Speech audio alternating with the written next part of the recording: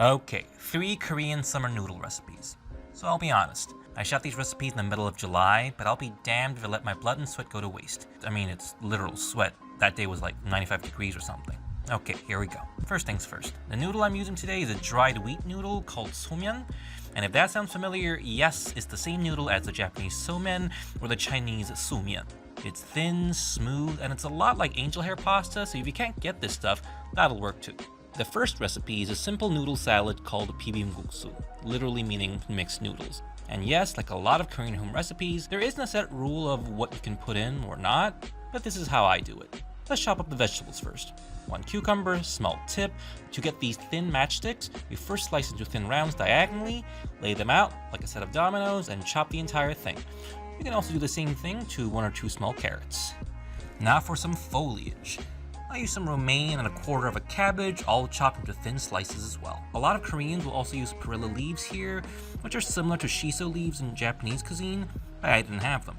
Of course, you can throw any neglected salad leaves here if you want. Wild rocket or arugula is particularly good here. And this is an extra step, but a lot of Koreans also add a boiled egg here. If you want other proteins, shredded chicken breast, canned whelks, yes, you heard that right, are the more traditional toppings. Okay, now the dressing. I'm making a gochujang or chili paste dressing, but if you don't like the heat, you can definitely use a soy-based dressing. About 2 tablespoons of gochujang and the same of soy sauce. 1 tablespoon of Korean chili powder, rice wine vinegar, and granulated sugar. Yes, it's summer, and we're all here for the sweet and sour. Now for the aromatics. About a teaspoon of minced garlic. I know that's not a lot for a Korean recipe, but we're not cooking the garlic, so that'll do. Finally, a tablespoon of yours truly, the sesame seed oil. Voila. Of course, you can adjust the sweet, sour, salty, or spice as you like it. Finally, boil the noodles per packet instructions and give them a cold shower as soon as they're cooked. This not only stops the cooking, but gives the noodles a satisfying chew.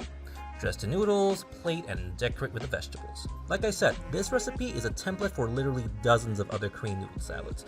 You can use buckwheat noodles or soba, rice noodles, make the dressing with soy sauce, sesame paste, pair with grilled meats, fried dumplings, buy it prepackaged even. The possibilities are endless. Next up, another cold recipe, pine nut noodles or jjatguksu. So a lot of Korean summer noodle recipes involve a cold broth or soup of some kind. The most popular versions are either made with a chilled beef consomme or a creamy soup made with ground nuts or soybeans. Now this version, think of a vichyssoise, but with noodles. So the most common iteration of this dish is made with freshly made thick soy milk, but I didn't have any soybeans, so I'm just making it with pine nuts. For 1 serving, take 1/3 of a cup of pine nuts, toast them in a dry pan until they turn golden brown, and blitz in a mixer with a cup of water. You can just use the nut milk, pun intended, as is, but it's probably a good idea to pass it through a sieve to remove any tiny shells in there. Season with salt, or if you're from the southeast of Korea, a little sugar. Pour it over some noodles, and garnish with some cucumber. So this might look like noodles in a bath of almond breeze, but it genuinely tastes incredibly creamy because of the pine nuts. Of course, if you're allergic to a certain kind of nut, you can use any other legumes or nuts you wish. Actually, a lot of Koreans also use peanuts for the same recipe. Final one. So there's a concept in East Asian medicine called treating heat with heat.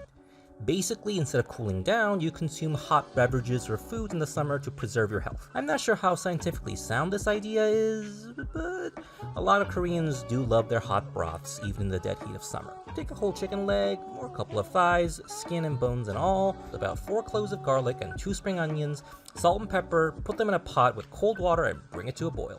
Now I know you're just tempted to buy store-bought chicken stock. A lot of store-bought chicken stock tastes like celery and carrots, which clash with traditional Korean flavor profile. So yes, it is better to make the broth from scratch. Besides, we need the cooked chicken to make the topping anyways. After about an hour of simmering, take the chicken thigh out and take out the meat with a fork and shred it into thin strips. And you'll see this topping for soups or noodles all throughout Korea, but especially in the north. For 1 chicken leg, I put in 1 tablespoon of soy sauce, Korean chili powder, 1 teaspoon of sesame oil, and minced garlic. Of course, you can make this saltier and spicier if you want. The whole point of this chicken topping is that it'll season the soup when it's mixed in. And finally, this is extra, but we needed to make it pretty for YouTube, so you can totally skip these garnishes. Take 1 egg, beat it well, and fry until cooked in a non-stick pan on low heat. Ideally, we don't want any color on this thin omelet. When it's cool, roll it into 1 big log and slice into thin ribbons. This is called jidan, and you'll see it as a garnish on a lot of festive Korean dishes. Then take half a carrot, 1 small zucchini, and about 3 shiitake mushrooms, and slice them into thin matchsticks, and gently fry in a pan with a little oil. So I'm frying each vegetable separately for pretty's sake, but you can totally just fry them all together, they'll taste the same. Okay, we're ready to plate. Put your cooked noodles in a bowl, pour over your chicken broth, and plate over your garnishes.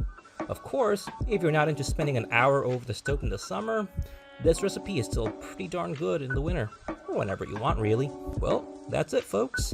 3 recipes to slurp away the summer. So I know it's probably not summer wherever you're watching this from, but hey, I'm in LA, so it's gonna be hot all the way through November. Sue me.